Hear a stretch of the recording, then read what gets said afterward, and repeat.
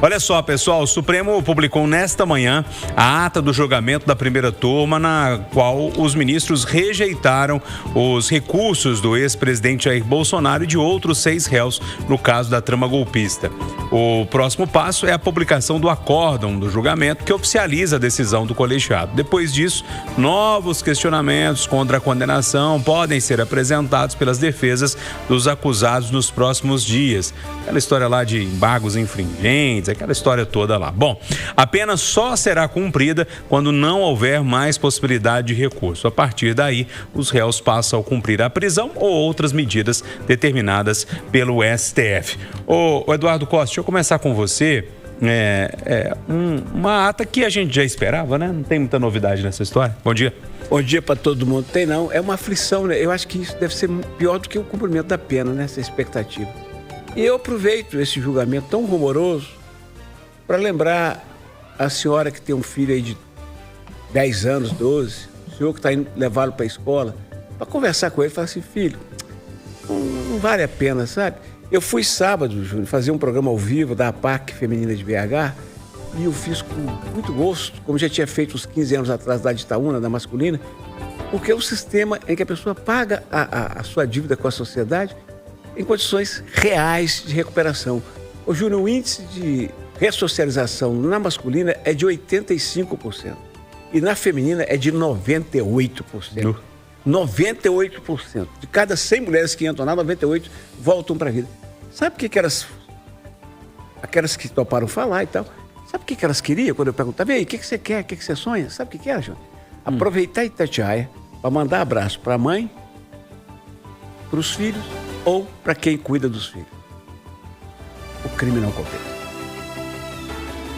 Silvana Lobo, e aí, esse movimento todo que é meio protocolar, né, da justiça, que a gente, pelo menos nós leigos, não entendemos tão bem, você que é operadora do direito já tem mais familiaridade com isso tudo, mas para acontecer uma prisão ainda vai demorar, pelo que eu estou entendendo, né? Bom dia. Bom dia, Júnior, bom dia aos colegas aqui da bancada, bom dia a todos que nos ouvem.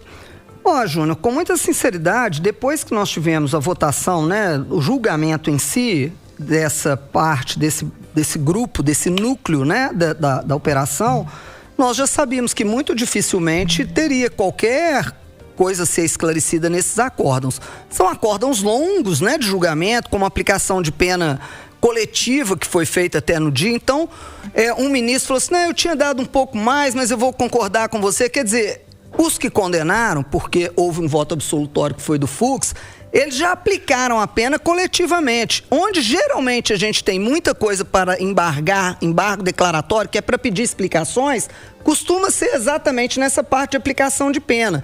Como eles já fizeram um acordão para poder sair só um...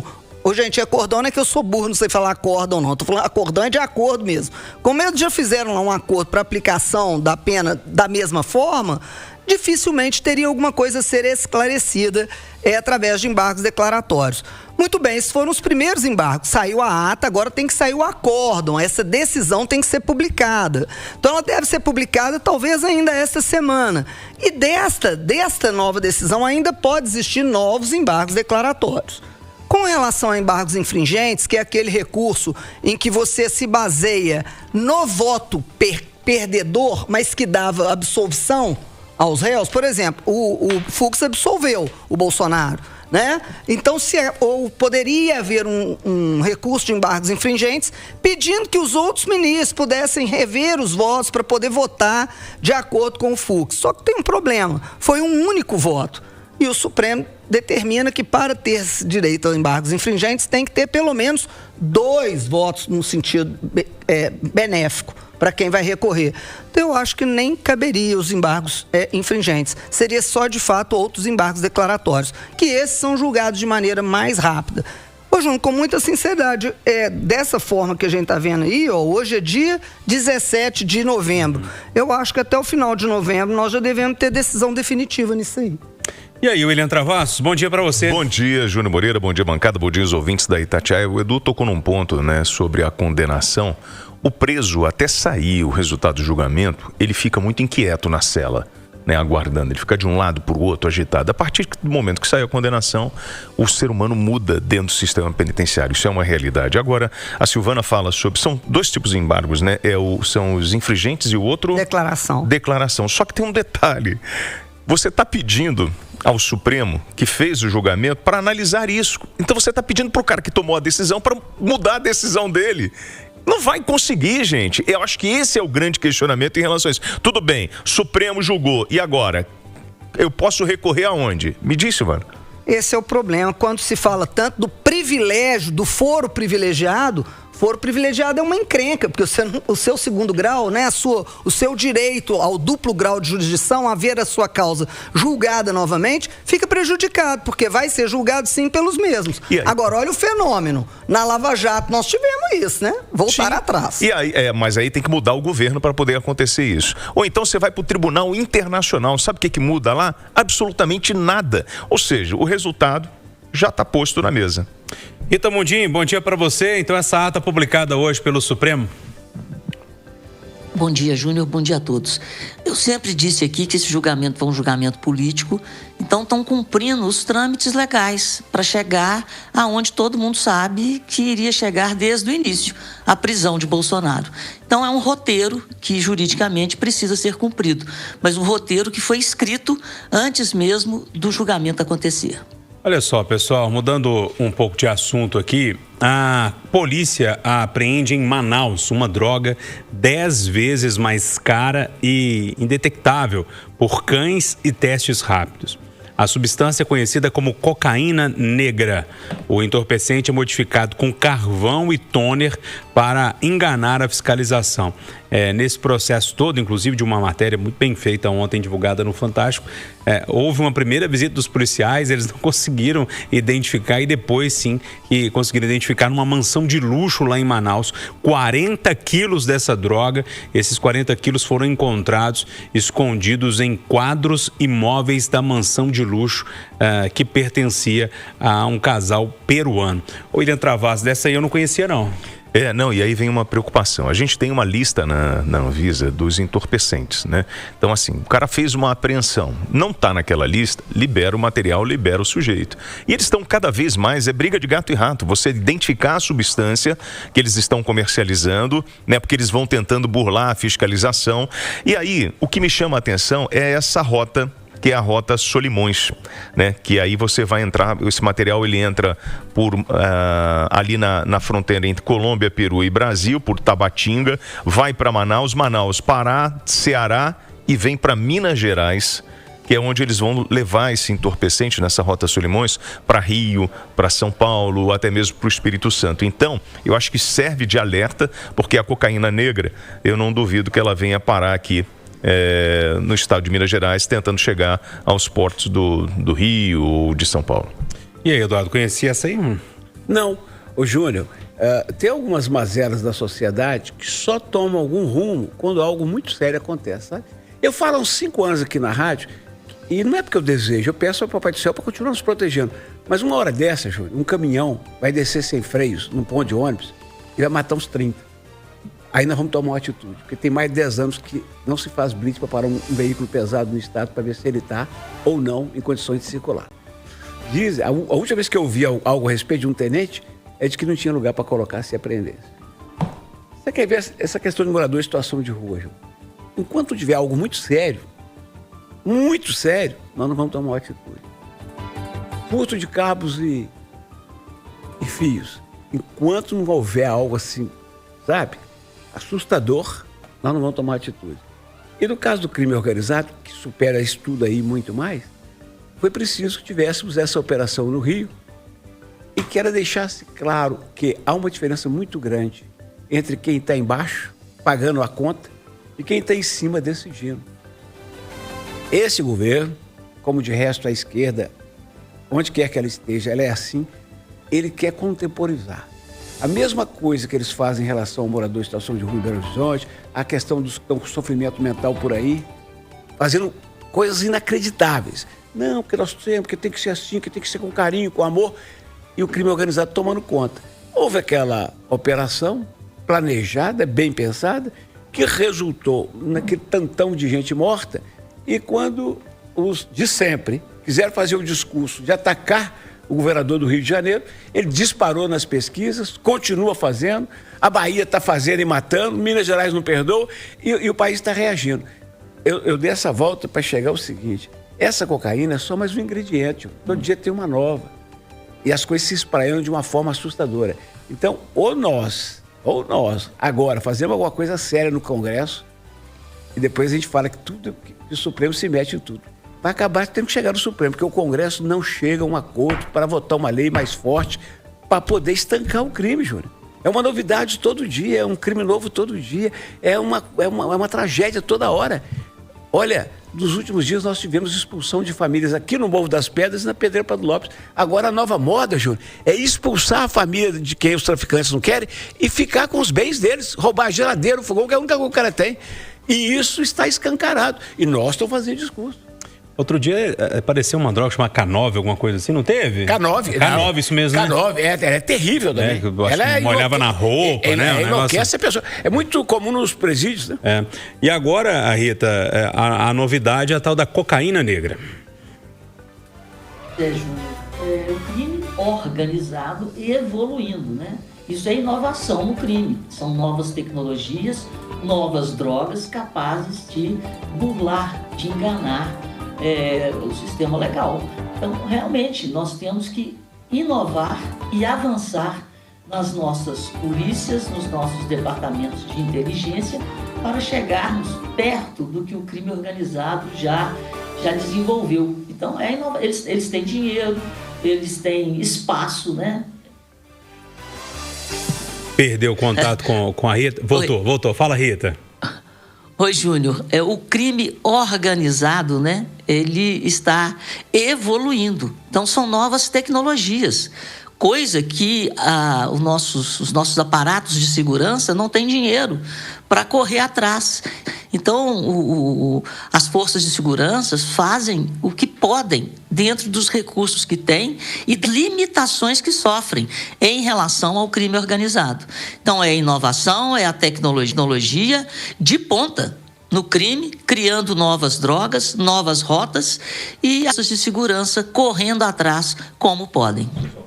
Para vocês, o que a gente tem em comum entre Brasil, Bolívia, Peru, Equador, Colômbia, Venezuela, Guiana, Suriname?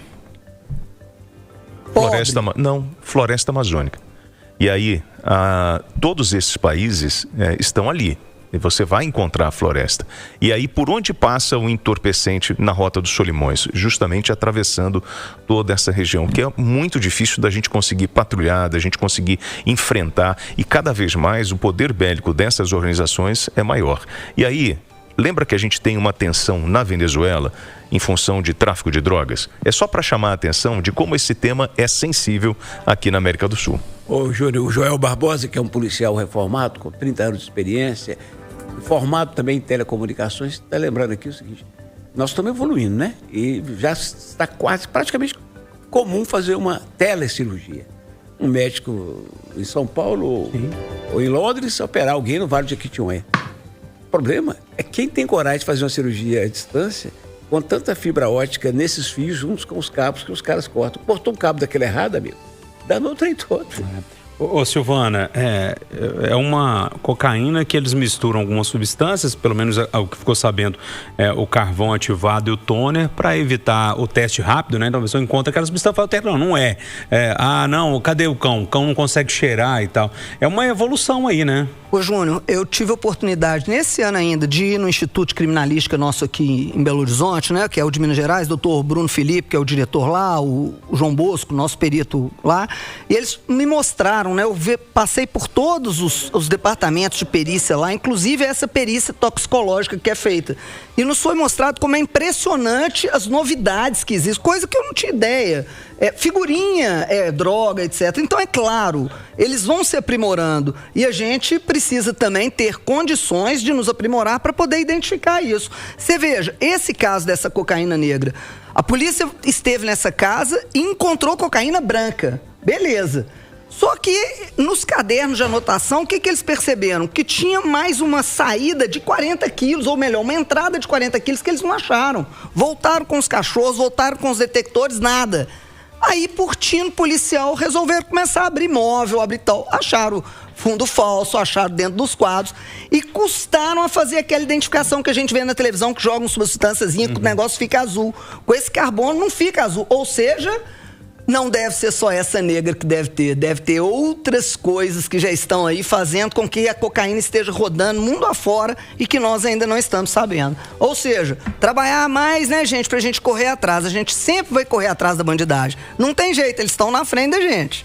Quando a gente vê aqueles programas que ficam na estrada ou então no aeroporto, né? Sempre é o cão que acha, né? O cheiro, o cão para lá e tal e, enfim, conseguiram enganar até um cãozinho. Mas vamos ver como é que a gente vai correr atrás desse sistema.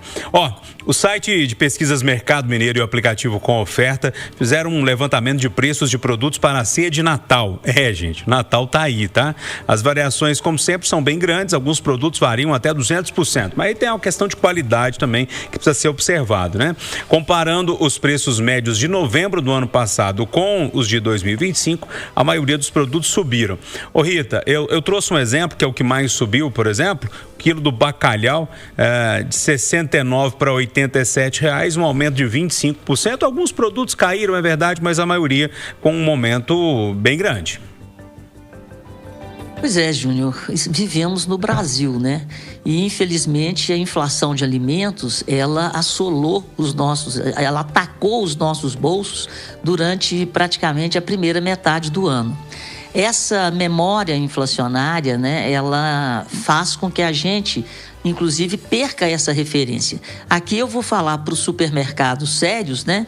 Eles poderiam, inclusive, fazer promoções colocando o preço do ano passado e o preço desse ano. E quem não fizer isso, não tiver essa memória, consultar lá o banco de dados do Feliciano, as pesquisas do Feliciano Abreu, que sempre orientam os mineiros na busca do menor e do melhor preço. E a gente tem sim que lutar por isso, porque senão, de novo, a inflação de alimentos pode nos assustar. Ela já começou a dar as caras na inflação de outubro, que foi divulgada na semana passada. Subiu um pouquinho, mas subiu.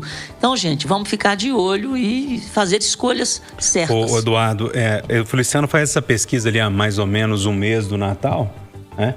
Até para entender como é que vai ser esse movimento. E com certeza, até a chegada do Natal, esses preços sobem um pouquinho, né? Porque a demanda cresce. Eu compreendo o zelo, a eficiência e a seriedade e a credibilidade do mercado mineiro, mas acho meio cruel essa pesquisa agora, sabe? Necessária, mas cruel.